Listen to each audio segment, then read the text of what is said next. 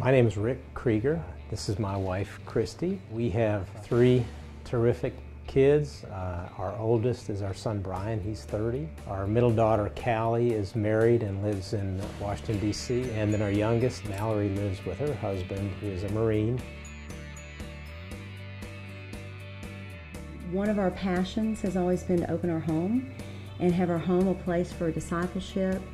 When the kids were young, I think what we tried to do is include them in on everything that we were doing. So when we would have the youth group over, of course they'd have to go to bed at their regular time, but we would want them to be involved with us as well. Because I did not know Jesus when I was a teenager, I have always had a passion since coming to Christ in my 20s to pour into teenage and college girls. If they can learn their identity as a young woman of Jesus Christ and have that security, then they'll be able to rise to the high challenges that God has for them. Christy and I are committed to going further in our lives right now with the Lord by really pursuing what God has for us, what He has planned for us in missions.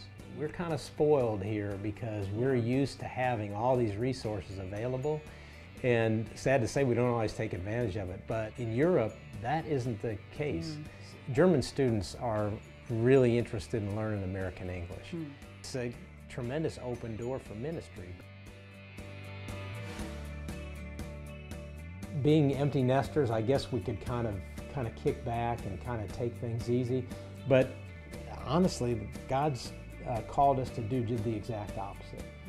The reason that I'm really most passionate about serving is because of Jesus. That while I was a sinner, He died. He died.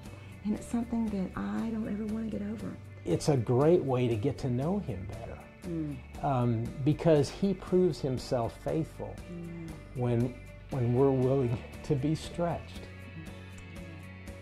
There's no substitute for that. We're the Kriegers. We're empty nesters. We're new grandparents. We're still in love. And we're committed.